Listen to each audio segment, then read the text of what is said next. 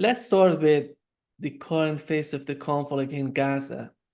We recently learned that the Biden administration is just sending out some mixed voices. They're saying that they're going to support Netanyahu and his administration to fight Hezbollah. Then they said that they're not going to do that.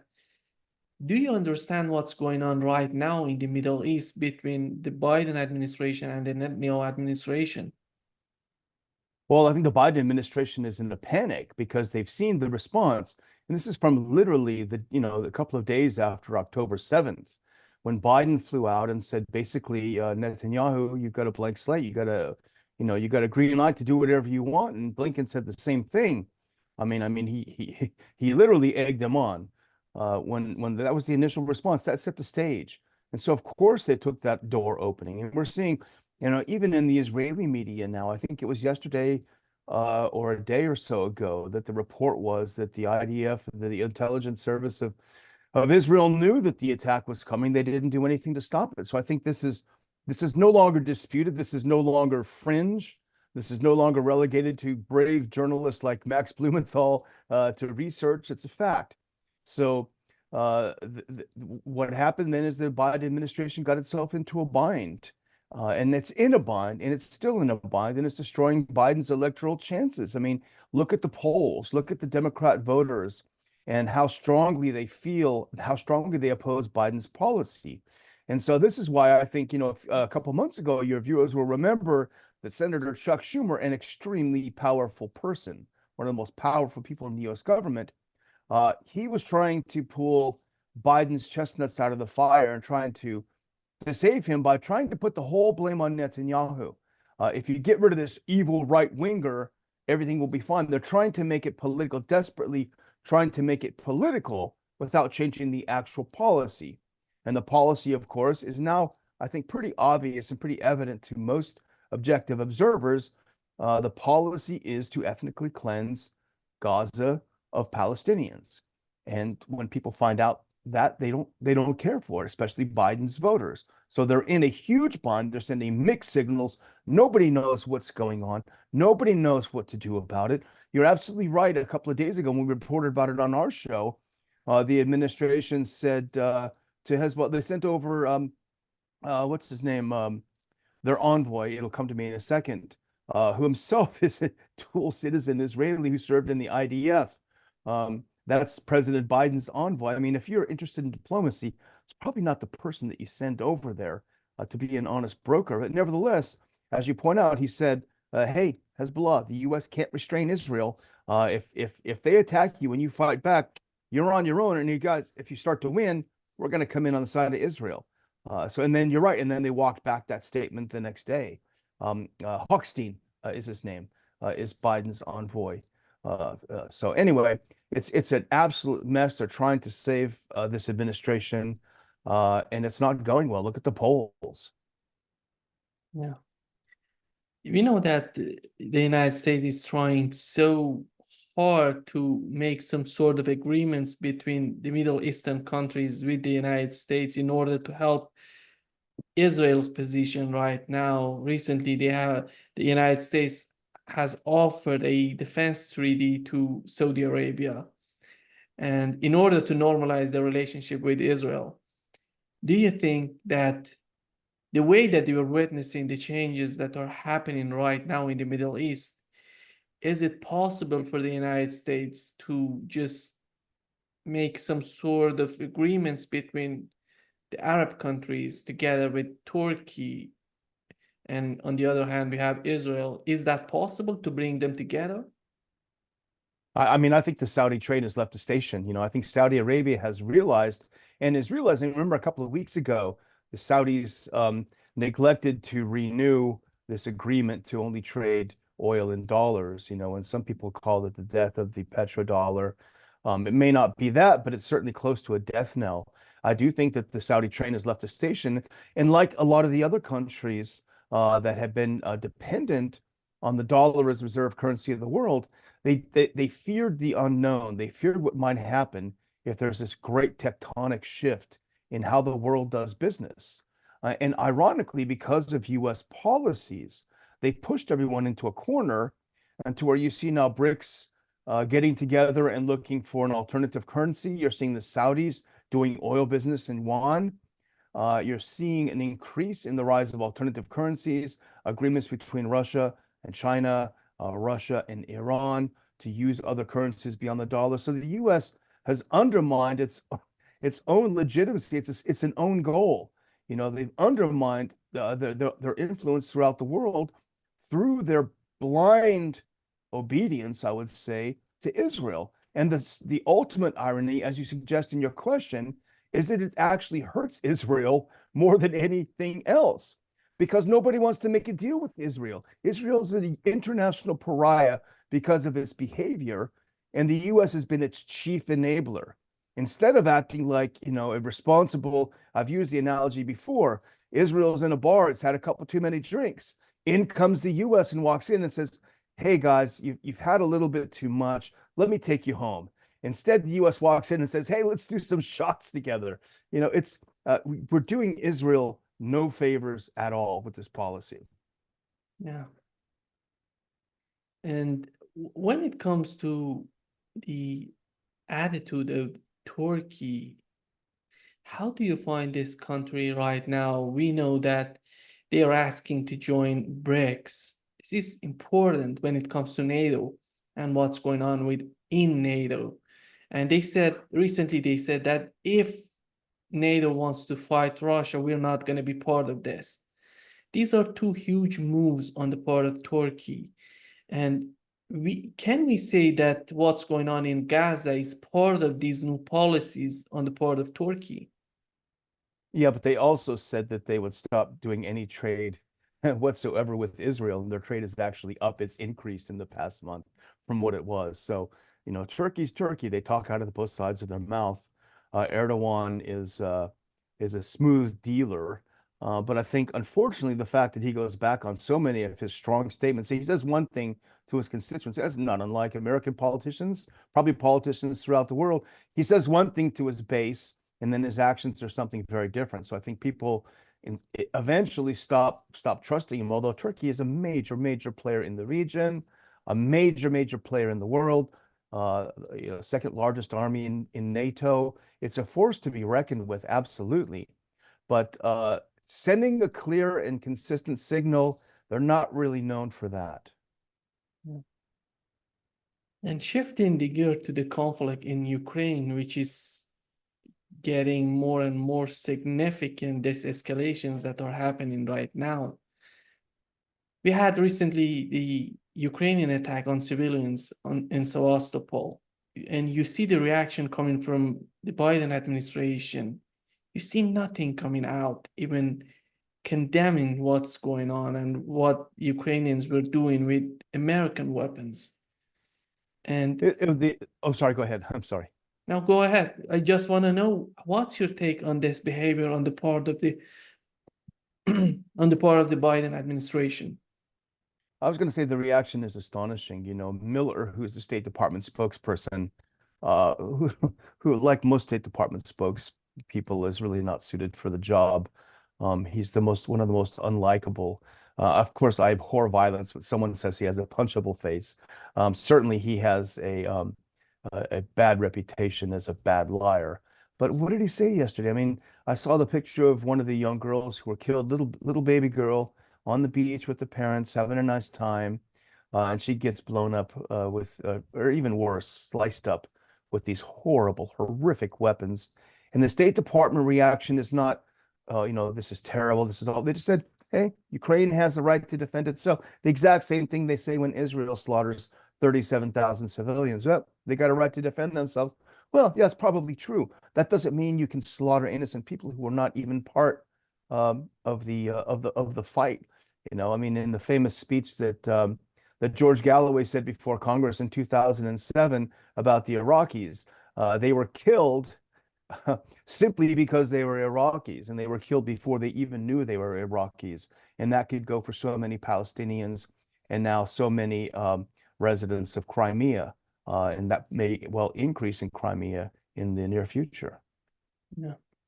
I mean, on the other hand, at the same time, we had two attacks Ukrainian attack on Sevastopol and a terrorist attack in Dagestan.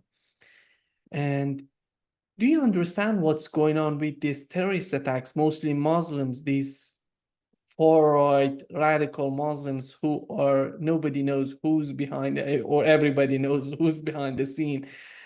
And how do you can interpret these type of activities, terrorist attacks in Russia, what they're aiming at, in your opinion? Yeah, well, I mean, I'm far from an expert in the Caucasus, but I certainly know how intelligence services in the West operate. And we know just from observation what happened in Syria. We saw what happened in Libya. I mean, everywhere where the US wants to overthrow a government, and even in Ukraine in 2014, they don't go to sort of a moderate opposition, makes better arguments, is popular, gets elected. They go to the most extreme elements. They go to ISIS and Al Qaeda in Syria and in Libya, um, and this is what they do. I mean, this is the Brezhnev doctrine anyway, right? Um, what did he say? Who cares about a bunch of uppity Muslims? You know, we've got the Soviet Union to take down, so we're going to arm the Mujahideen. This is an open U.S. policy, so I would not be surprised whatsoever if some of our spooks or assets down there in the South Caucasus are exacerbating the ethnicities problem, the so-called nationalities problem that they had under the Soviet Union to try to undermine, to try to open a new front. You know, they've been trying it with Georgia for a while, and it looks like that door might be closing with the passage of the NGO law, of the transparency law recently in Georgia and the U.S. Imposing so many restrictions and sanctions on Georgians. That door may be closing. So, well, there's another door that may open when you come to nationalities and ethnicities in Russia. When it comes to the recent preconditions of Putin before the summit in Switzerland, peace summit in Switzerland, he put out some preconditions about any sort of negotiations in the future, in the near future. He said that they're going to change as time goes by. And do you see anybody in the European Union, in the United States, Japan, Australia, all of these countries who are mostly in some sort of alliance, thinking of having any sort of peace plan with Russia or any sort of negotiation or political settlement? Well, think about the enormity of the implications if somehow this plan Ukraine, if somehow the West, the U.S. and its allies had to walk back from Plan Ukraine. Over $300 billion have been spent on this project, at least 500,000 Ukrainian lives. The depletion of the military weaponry throughout NATO and the US, the deindustrialization of Europe and in Germany. I mean, in a sense, the crime is so huge that it can't be punished. You know, it's like, in my opinion, the crime of the totalitarianism around the COVID shutdowns and lockdowns and jabs and this and that were so enormous that they can't be punished because they're too big. And I think that's what's preventing anyone from walking back. Because look, in the US, the Democrats and Republicans, they're both implicated in these massive crimes. They're both on board for this. There are only a few voices of dissent in the US in talking about US Congress, certainly at least. So everyone is implicated in the crime. So everyone's going to help everyone else cover up the crime. But there are some rustlings. We've seen the recent parliamentary elections in Europe, which weren't as dramatic as perhaps advertised, nevertheless represent a foothold of an emerging coalition to challenge the dominant paradigm. It may not be coherent. It may not be along a linear political, perspective that most people would like to see.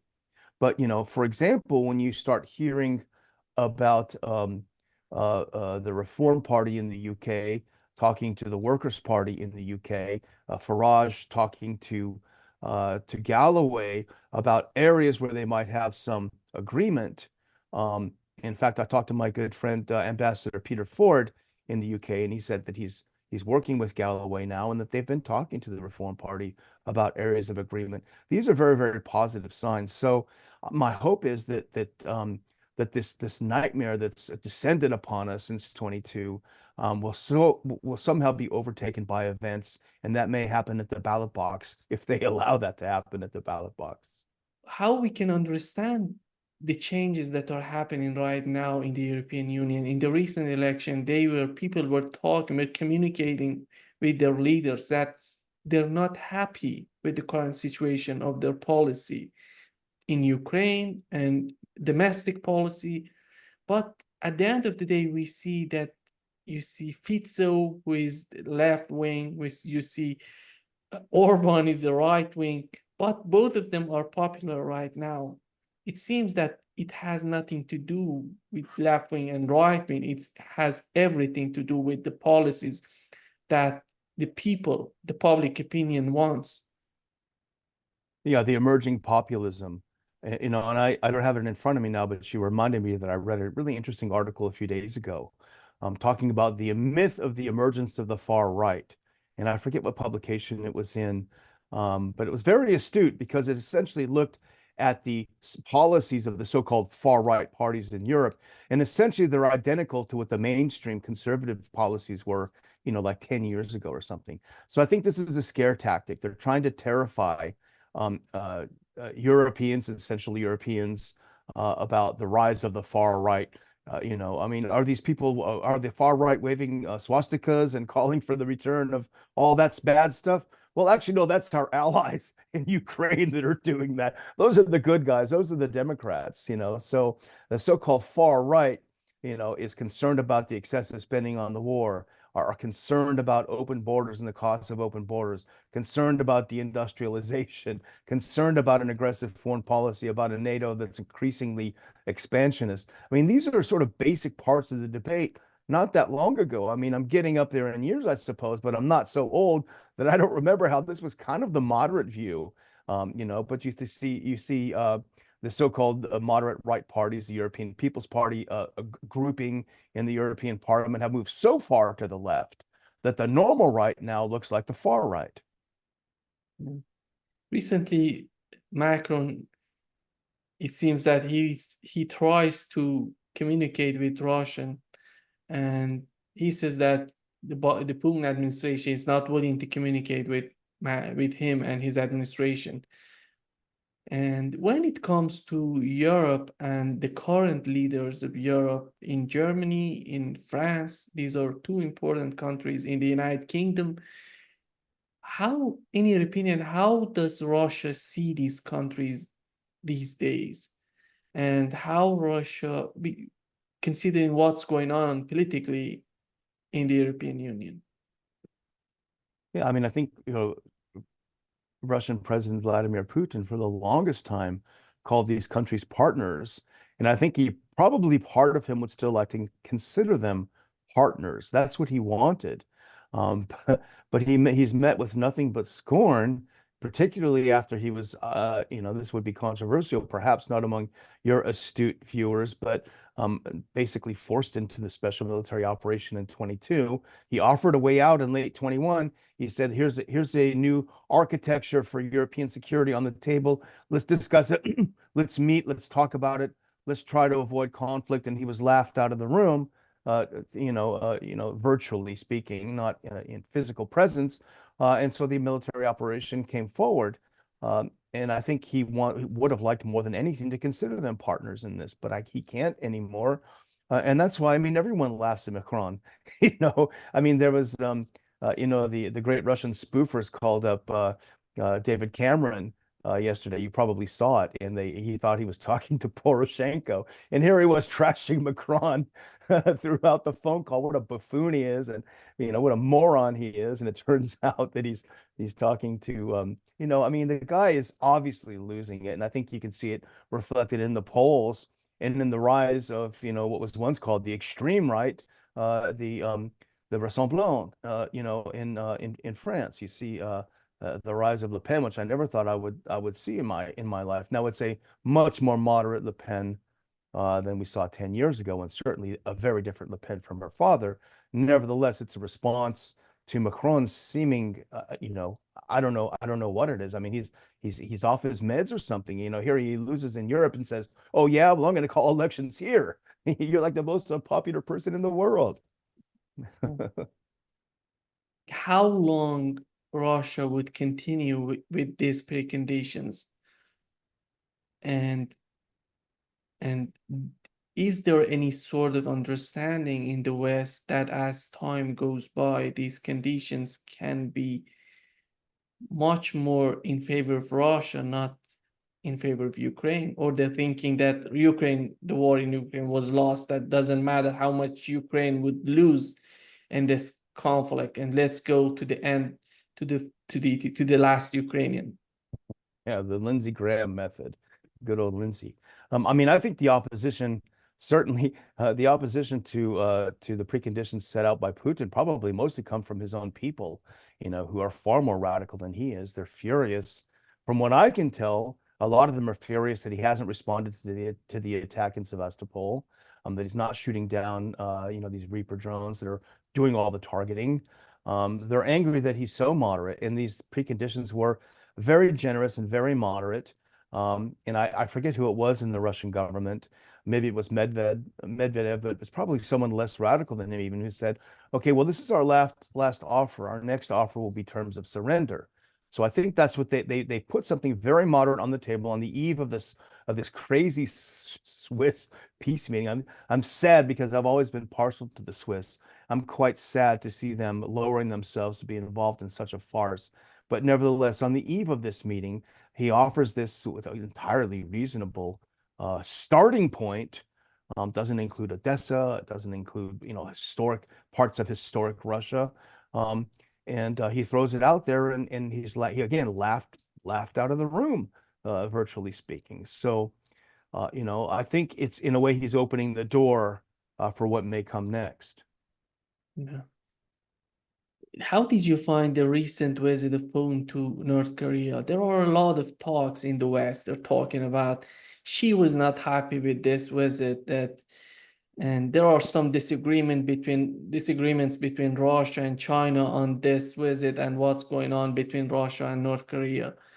And how do you find it? How did you see this recent visit of Putin? Well, it was fascinating, and from what I understand, the Chinese would rather not have to worry about North Korea anymore. I mean, the Soviet Union and North Korea had a long alliance for quite some time until a break, and now it's been reinstated. I would say I probably understand a little bit better the Western reaction than I do the Chinese reaction to it, which is this sort of sense of outrage that Russia would dare try to have allies. How dare you buy weapons from another country, or how dare you engage in talks with another country to your advantage? We're the only ones that are allowed to do this. The rules-based order means that we get to make the rules, and you're not allowed to have allies. It's so absurd. And even, speaking of the Chinese, when was a recent meeting, slipping my mind now, but the recent complaints that China is supplying dual-use materials. I think it was Macron supplying dual-use materials to Russia. How dare you? I mean, no one else. It's such an absurd view that no one else in the world is allowed to have trading partners when we literally supplied every bullet Ukraine is using to kill Russians. I know it just seems like it's not a serious world anymore. Clown world. It's unbelievable, as you've mentioned. They're providing Ukraine with weapons. They're providing Israel with weapons against Gazans who have nothing to fight. It's unbelievable. At the same time, they're trying to convince Chinese not to help Russia. It seems that the way that they see the current situation of this world, the changes that are happening, is totally different from what we've seen, from what we are witnessing right now. Yeah, in the world of reality. And you reminded me with that statement, if I may. I was just reading something in the Financial Times, and it really underscores what a grift the whole thing is, what a money laundering operation is. The whole thing is, because what the FT was reporting is that Israel is going to send, I think, 8 Patriot missile batteries to Ukraine. and they're old, they're 30-year-old batteries. And then Israel then will purchase new Patriot batteries from the United States. So this is like the war in Ukraine and Israel brought to you by Raytheon, because whatever happens, Raytheon wins. So the Israelis now are going to buy 8 Patriot batteries from Raytheon using our money, the money we gave them, taken from the American taxpayer. So the whole thing is a massive scam of the American people by the wealthy and connected in Washington to a large degree, to continue this mad war. Daniel, do you see any sort of escalation that would lead to a nuclear war in Ukraine, in Ukraine between Russia and NATO?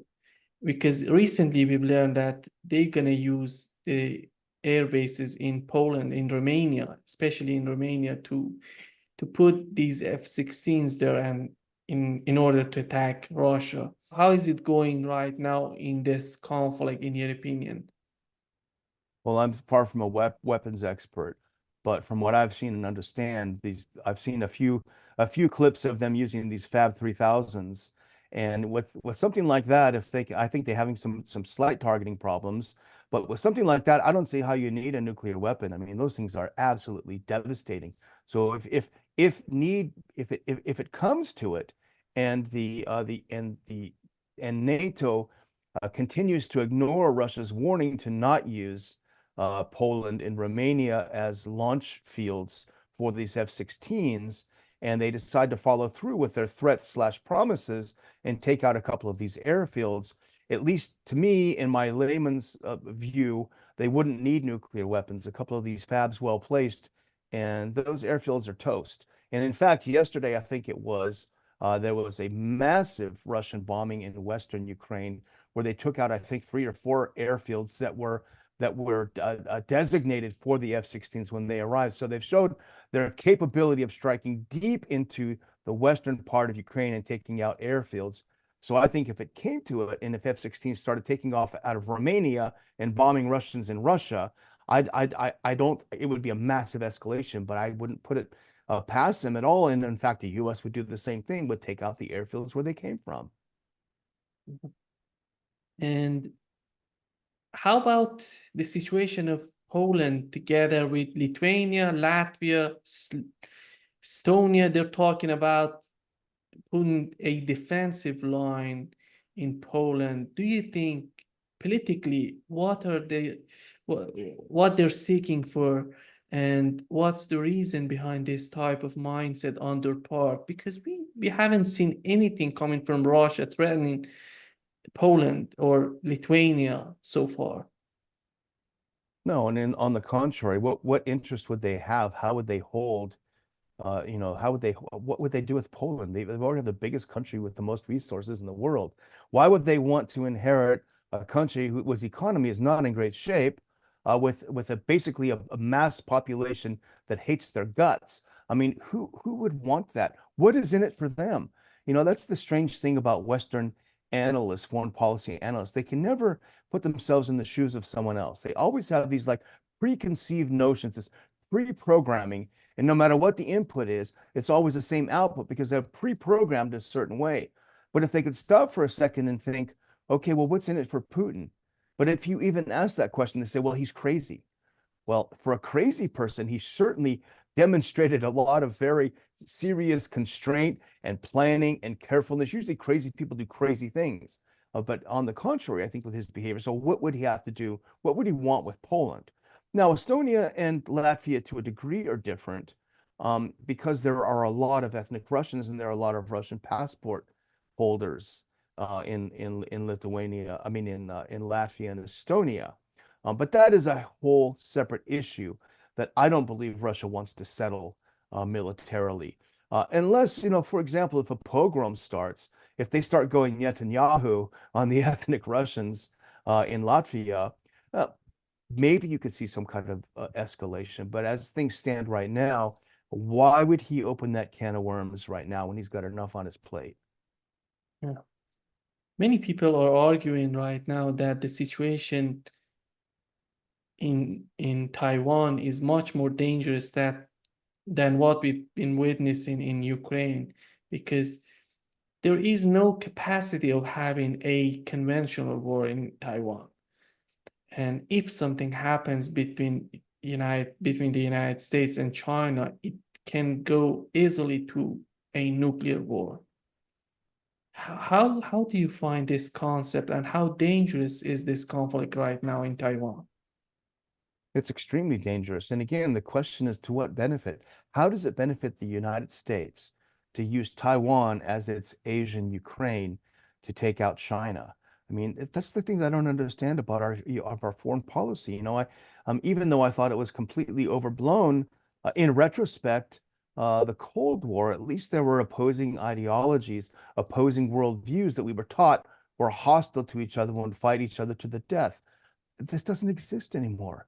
You know, there's no, you know, there's no rationale for a world-ending cataclysmic event to defend an island off of China that means very little to us at all. I mean, it doesn't make any sense. But even though, you know, some of the Republicans who share our view on the idiocy of provoking this war with Russia and Ukraine, a lot of them will say, well, we shouldn't do that. We're expending all of our energy and treasure on this Ukraine war. We should be going and attacking China. That's the real war. That's the good war. And these are the supposedly rational people. But as you point out, it'll be a nuclear war. I mean, look, the USS Eisenhower couldn't even defeat the Houthis. You know, they took a couple of hits and boom, they hightailed it up the Red Sea to get the heck out of Dodge. So yeah, you lost to the Houthis. So, hey, let's go take on the Chicoms. That sounds like a good idea. I mean, I'm not the smartest person in the world, but sometimes I think I could be the Secretary of State, Secretary of Defense, and all of these guys in one. I mean, it just takes some basic thinking, you know, to see through this. Yeah. Just to wrap up this session, Daniel, we know that right now India is going to be, Modi, the Prime Minister of India, is going to be in Russia and talking with Putin. And how successful, after more than 2 years of the conflict in Ukraine, we know how close Modi is to the United States. How successful was this policy on the part of the Biden administration, on the part of Europeans, in order to separate China from Russia, India from Russia? How do you find the current state of the policy, official policy of the West toward Russia? It's hard to imagine more of an own goal because everything they have done is achieve the exact opposite. I mean, as you point out, I mean, toleration between China and India, certainly, I mean, just a few years ago, they were ready to go to war. Hasn't been that long ago. And it's only US foreign policy that has pushed them together and to realize that, okay, we may hate each other, we may still hate each other, but there are interests that we share that can outweigh those, you know, and I think even with China, I mean, even with Russia and India, well, they have historic relations, but those relations have improved so much. I mean, I think India would rather have closer relations with the US, but the US, you know, has pushed them into a corner, and they again have started to realize that, well, US is not the only game in town now. There's a so-called global majority. There are alternative, you know, trade systems being developed, and we don't have to rely solely on the US anymore. And what that's going to end up doing, of course, is knocking the US dollar, and it is doing it as we speak, knocking the US dollar out as the world's reserve currency, which will be the end of the US, especially when you have $35 trillion in debt. So, I mean, literally, if I was in charge, you know, and I'm drinking 10 bottles of vodka a day, I couldn't come up with a stupider policy than these so-called experts and so-called elites. I honestly don't get it.